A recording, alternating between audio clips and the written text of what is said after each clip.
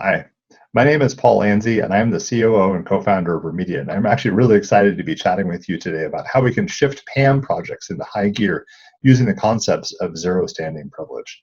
Now, back in 1914, this is what counted as high gear. We would say it was horse gear back in 1914. This is how you went fast. So a horse, a buggy, and a driver. This is how you got going where you needed to be.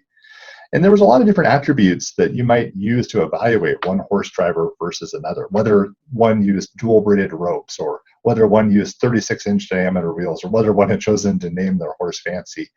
But at the end of the day, those weren't really the attributes that mattered for winning, because at the end of the day, the only thing that mattered for winning the race was who was first over the finish line. And that's true whether we're talking about GT40s or horses and buggies.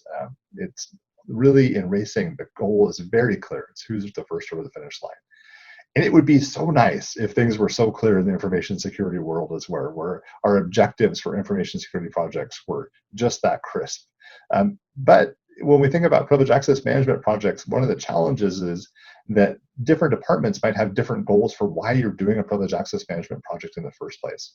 Some departments might be trying to satisfy some compliance requirements, whether the HIPAA or CMMC or some other compliance requirements. Other departments might be trying to improve their DevSecOps productivity, especially those departments that are brand new to picking up and using those DevSecOps principles.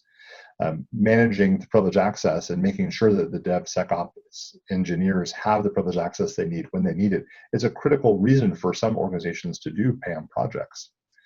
Other organizations might be trying to mitigate some sort of ransomware threat. When we look at the way that ransomware spreads today, it almost always relies on compromising some sort of privileged account. And so a lot of PAM projects out there have been stood up in order to mitigate the threat of ransomware, which is a major risk today in today's information security ecosystems. Now, I would posit, though, that there is one goal hiding underneath all of these other top-level goals, and that's that you're trying to reduce the impact of compromised admin credentials. If you assume for a minute that admin credentials are going to be compromised at some point, somehow one of the administrator's usernames and passwords is going to be compromised, the real objective here would be to try and keep those compromised credentials from being used for the attacker to be able to move laterally within the network. So lateral movement is one of the big things that we're trying to mitigate, and the way that we do that is by reducing the impact of those compromised admin credentials. Again, an underlying idea behind a lot of the reasons why an organization might be doing a PAM project. So we talked earlier about some things that maybe didn't matter so much for evaluating one horse driver versus another. It doesn't really matter if they use dual braided rope or what they've named their horse. And when we think about shifting PAM projects into high gear, there's a lot of other attributes about the PAM tools that you probably can also skip over.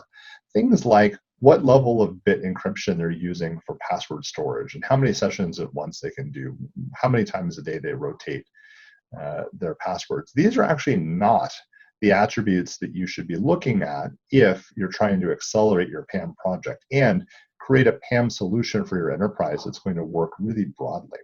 So let's think about what are some of the things that might be valuable attributes to look at for the PAM tools if you care most about getting a PAM project that is effective, efficient, and rolled out quickly.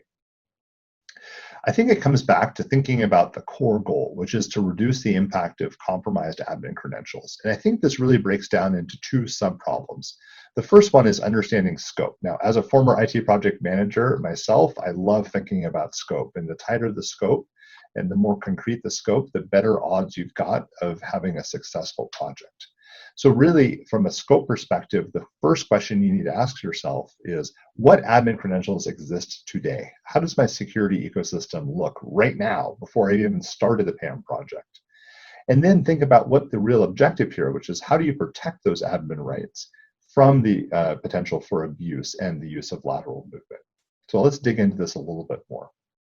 What admin credentials exist today turns out to be a surprisingly difficult question to answer at any sort of scale, right? So if you only have one administrator in your ecosystem and they have rights on everything, that's a fairly easy question to answer. But as soon as you get larger than that, and especially if you're talking about dozens or hundreds or even thousands of people that might have admin rights on some set of systems across your ecosystem, this gets extremely difficult to answer. One of the things that makes this difficult to answer is the scale, but one of the unappreciated parts of why this is so difficult to answer is that rights change over time, and they change constantly in ways that are not really obvious to most observers in the information security world. Things that can cause administrator rights to change over time, things like group membership changes, right? So groups are constantly being added, modified, removed, etc. As those Active Directory groups change, they confer privileged access to different sets of users across different sets of computers. And those group memberships are changing constantly.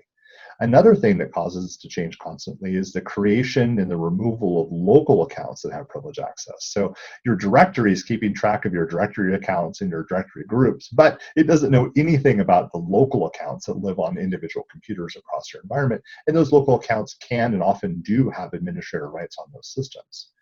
And then GPOs is another significantly underappreciated cause for a lot of change in privileged access across large swaths of systems over time.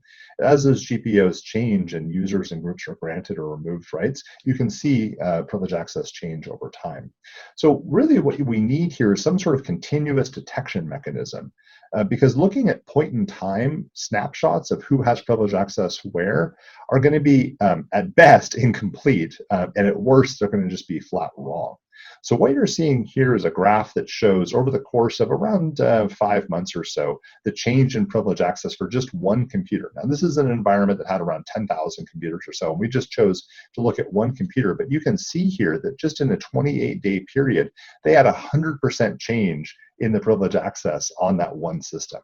And that's actually fairly typical, and that's often surprising, especially to IT project managers that are trying to plan out their PAM projects, to learn that they're trying to hit a moving target, right? So the privileged access management that they're tasked with securing is not a static set, it's constantly changing, and this is a diagram that shows just how much it changed for this one computer over that 128-day period. So we talked about some attributes, not so important attributes for privileged access management tool selection, but I do think that we can put on the list here our list of important attributes. The first one can be admin rights scan frequency. Because you're going to need to be continuously assessing who has privileged access where, tuning into the frequency with which the tool is capable of giving you that information is a key selection attribute for your privileged access management tool. Now, ideally, you're also wanting this scan to happen automatically, and you're wanting it to happen frequently.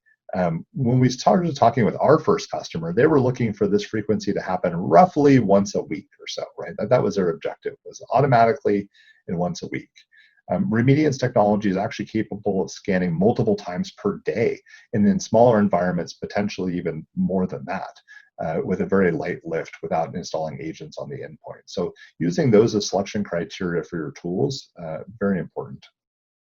All right, now let's think about a little bit about this concept of lots of admin rights. So when we look across large enterprises in the real world, in aggregate, we find lots of admin rights. Now, this is an environment with around 51,000 computers or so. And if you look at this graph, you'll see that in this particular environment, there were over 7,000 computers that had between 700 and 800 admin accounts. Now, this is an organization where the entire IT department's only about 150 people.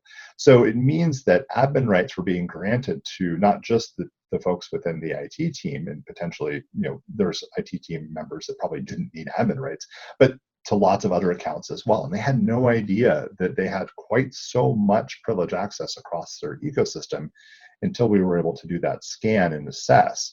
Now, this is a particularly large number of accounts with privileged access on a particularly large number of systems, but it's actually not unusual to find cases like this where, because of group membership or other reasons, large numbers of accounts have lots of privileged access across large swaths of the ecosystem. So I want to introduce this new term for you called standing privilege, and I can't take credit for creating this one. This actually came from your Gartner analysts. But the idea that privilege access tends to accrete over time, and when that persistent privilege access is there 24/7, meaning that those accounts or those groups are granted privilege access forever, we call that standing privilege. So standing privilege, that basically just means accounts with continuous privilege in the form of privileged group memberships or static rules, including local accounts, that allow the execution of privileged commands. So it's a pretty broad term, but it's a great way to think about how much privilege access is out there today, right? What am I, IT project manager doing a PAM project or information security system solution implementer, trying to solve for within the privilege access management ecosystem for this particular organization? Now, it does also tend to accrete over time. Privilege access tends not to go down. So when we think about this particular example, when we look across their entire ecosystem, this is roughly 21 million standing privilege rights across their roughly 51,000 computers. So if you take up all the privilege access on each of those 51,000 computers and add it all up, you come up with something like 21 million standing privilege access rights. Now, this is pretty bad, but some organizations we work with are even worse, where something similar might be hundreds of millions of standing privilege access rights, and some are much worse than that. So the first really thing to think about is, how do you get a handle on this? And so we can put on our list of important attributes a tool that's also able to show you how much standing privilege there is in your environment. And again, getting back to that first point, that visualization should be updated with some frequency, and it should be updated automatically. So this is great. Now we've got a handle on what's the size of the problem we're trying to solve. Is it a breadbasket or is it a semi-truck? How big is the privilege access accretion problem within our ecosystem? So understanding the scope of the problem is really the first step. The next step is really coming in and trying to solve that problem. And this is where we introduce another new term called zero standing privilege. And I can take no more credit for this one than I could for the concept of standing privilege. But the idea of zero standing privilege is the elimination of standing privilege and moving toward a just-in-time basis for admin rights. And this helps to ensure that the principle of least privilege is observed, because it limits to the authorized users only the minimum rights for the minimum amount of time on the minimum set of assets. And this zero standing privilege concept and the enforcement of just-in-time access is how we can mitigate the risk of all that standing privilege that's out in the environment today. So let's dig into this a little bit more. So in practice, this is an example of a single computer and how its privilege access changed over this several-month period. Now, in a zero standing privilege world, instead of this being between 35 and 80 accounts that have privilege access on this particular system, you would bring this down to zero, right? So you just bring that whole graph right on down to zero privilege access on that system. So no users have persistent privilege access on this system. And when we look across an entire ecosystem, again, this is showing 51,000 computers across a medium-sized enterprise, what you would see is all these numbers, all these bars would go down to zero as well. So basically showing that there's no standing privilege across that ecosystem. Now, this also turns out to be an excellent measure for when your PAM project is done. So if you can obtain zero standing privilege across all the assets in your ecosystem, then you definitely know that your privilege access project has successfully completed. So we'll keep that in mind. We're going to come back and talk more about the success measures for privilege access management projects. But in practice, this is what zero standing privilege actually looks like across a medium-sized enterprise. So let's talk a little bit more about privilege access, right? So we used to joke that you can tell it's more reliable than the HR record for how long someone's been in a company is how much privilege access they've managed to accrete. Privilege access tends to be granted for special projects, for role assignments, role changes, that sort of thing, but it's rarely removed, right? So even organizations that have a great IGA program for role management tend not to think about privilege access as one of the things that's within the scope of their IGA. And so privilege access just tends to go up and up and up over time. We also see cases where local accounts are granted privilege access on different systems, and the passwords for those local accounts just happens to be the same across multiple systems to make things easier for IT help desk or other administrators. And that's another case where privilege access is very broadly granted. So what we really want to do is enforce the concept of zero standing privilege in order to mitigate that risk across the entire ecosystem of lateral movement. So we want to move from a world where privilege access is granted with continuous privilege, meaning standing privilege or 24/7 persistent rights, and privilege access accretes over time, and where it's granted by an IGA but never really taken away, or group memberships that aren't ever revoked. All those things are creating that lateral movement risk. We want to move away from that world and move toward a world where privilege access is granted on a just-in-time basis. And that's the perfect way to achieve the principle of least privilege. So privilege access rights exist only when they're actually needed, right? So the accounts are there, but they don't have that privilege access until they actually need that privilege access. And then it's granted only for a limited period of time and only on a limited set of assets, whatever the set of assets, the minimum set of assets that's needed in order to perform whatever privileged activity it was that the operator needed to do. This is how we can also keep things from accreting over time, because if the privilege access automatically goes away at the end of that time, then the privilege access will never just keep accreting. You'll always have as close to zero standing privilege as you possibly can. We also want to make sure that the privilege access is granted only by the PAM tool, so that the PAM tool can also enforce any cases where unauthorized privilege access is detected, and the PAM tool should be responsible for removing that unauthorized standing privilege access.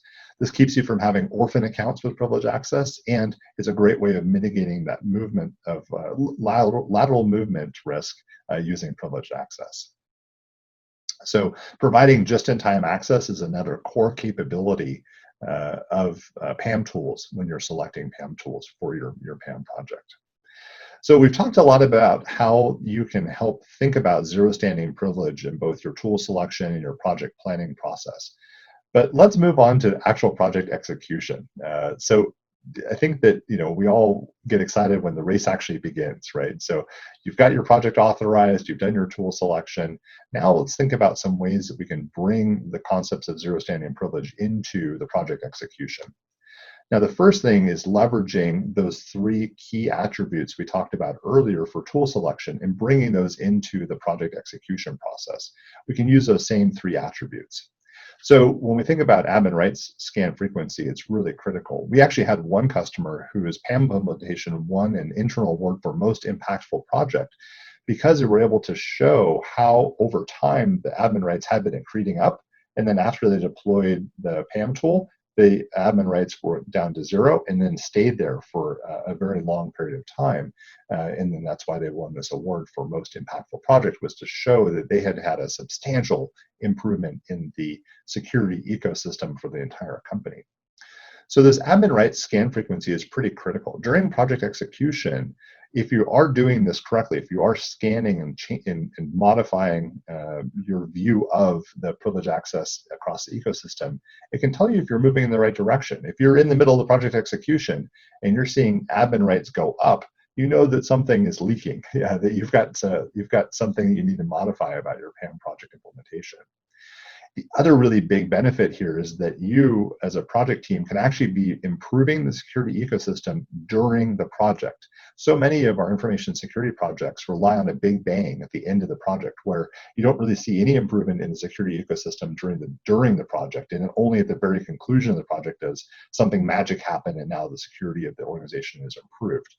But by adopting the concepts of zero standing privilege and continuously monitoring for changes in privilege access, you can actually start reducing the risk of the most impactful computers, the most impactful accounts as well during the project. And so you actually can start showing improvements in the security ecosystem literally from the first day of the project all the way through to the conclusion. So huge security benefit there from taking this approach. The next thing is to show the standing privilege access. Now, I would encourage you to show the standing privilege access pretty broadly. So show it to your stakeholders, show it to your information security leaders, show it to other IT project managers. Within your internal organization, share this pretty broadly, because it can tell a really good story about the risk posed by standing privilege access and what the project is going to do to improve that. So it also helps you with your project planning. So again, former IT project manager here, I love having a really crisp project scope. Understanding the amount of privilege access you're trying to mitigate is a great way of understanding your project scope. It also helps to set stakeholder expectations, right? So they can get their minds wrapped around the fact that we have, say, 21 million standing privilege access rights across our ecosystem, and that's a really big number. We need to reduce that by something like 99%. That's a very crisp way of communicating project value to the stakeholders and setting their expectations about what you're going to be coming back to them with as far as modifications to their standard operating procedures. The last one here is around the capability of providing just-in-time access. Now, a lot of our information security projects out there don't win us a lot of friends, right? So they make something or a lot of things more difficult for the users or more difficult for the technical staff inside the company.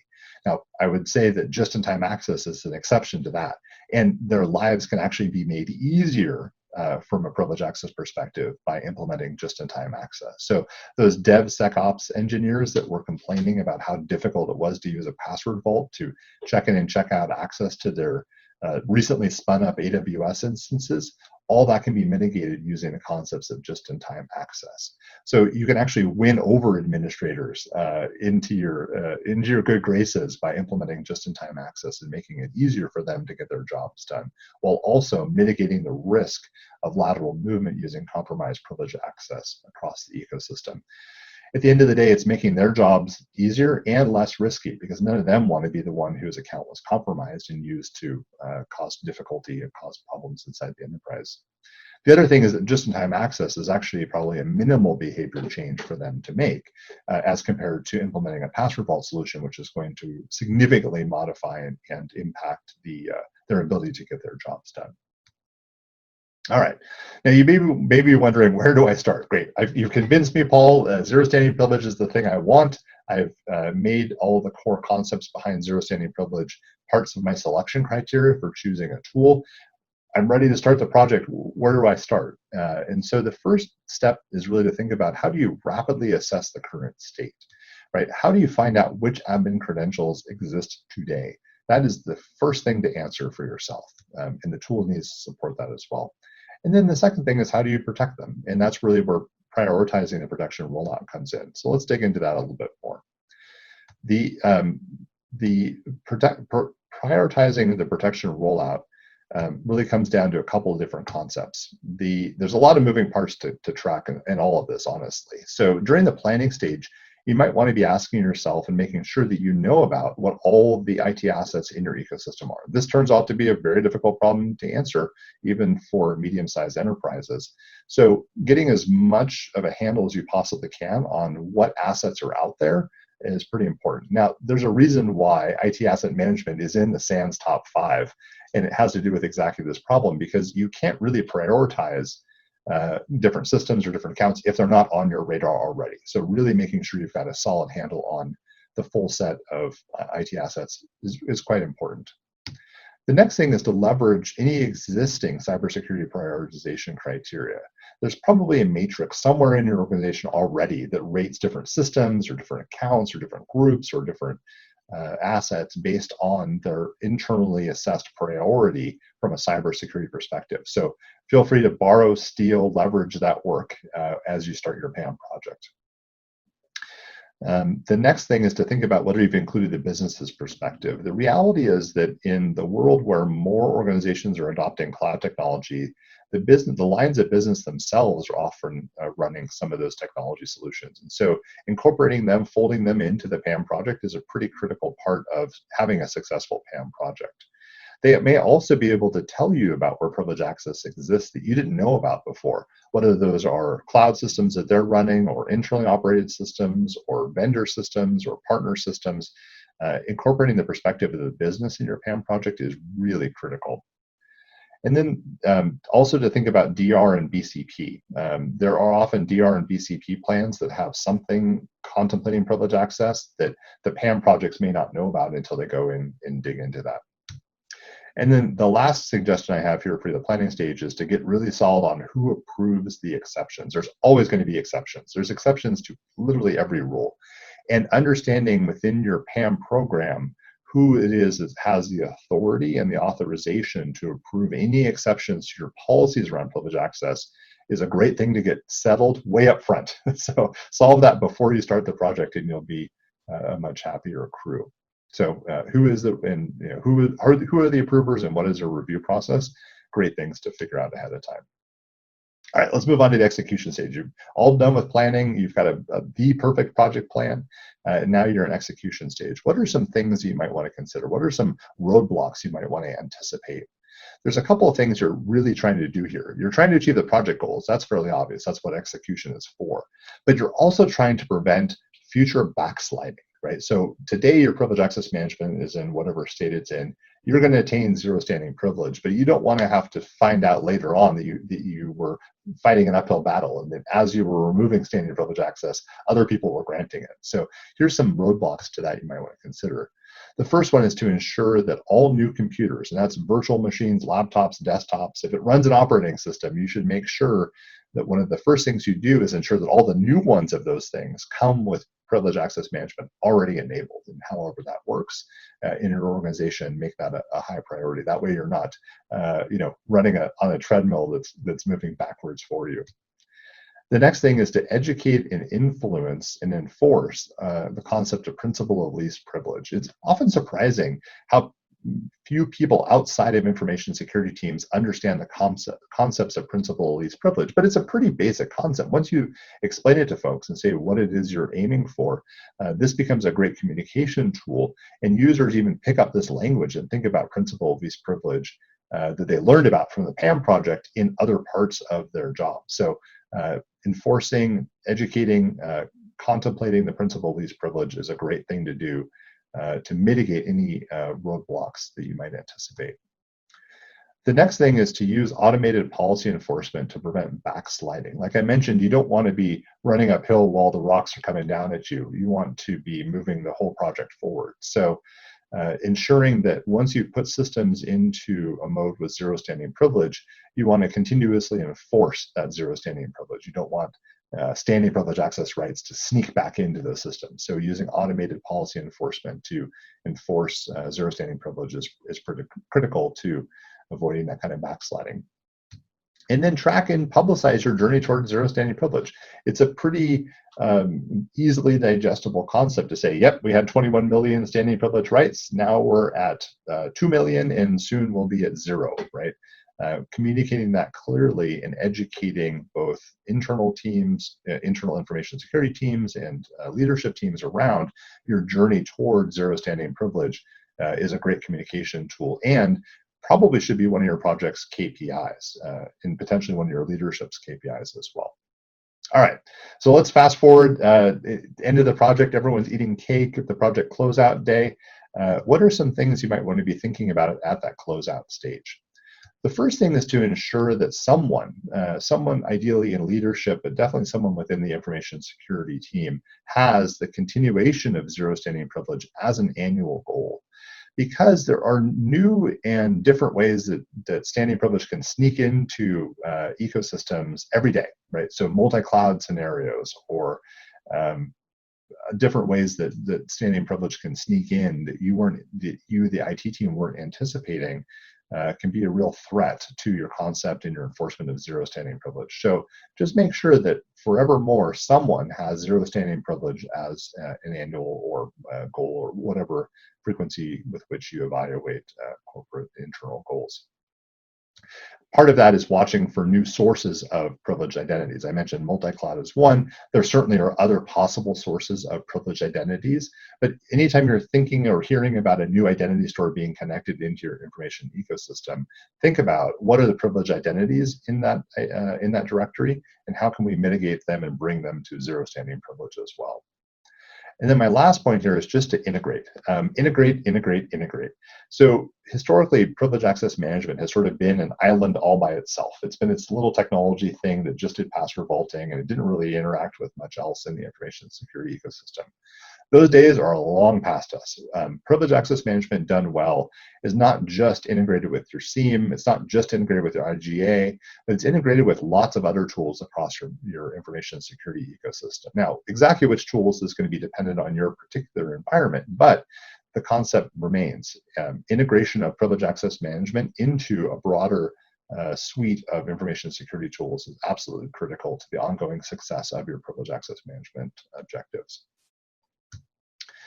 That's all I've got. I wanted to say thank you so much for joining me today. I'm very much reachable on Twitter. Drop me an email if you have any follow-up questions. It's been great getting to chat with you guys all today, and I wish you all luck in your privilege access management acceleration. Cheers.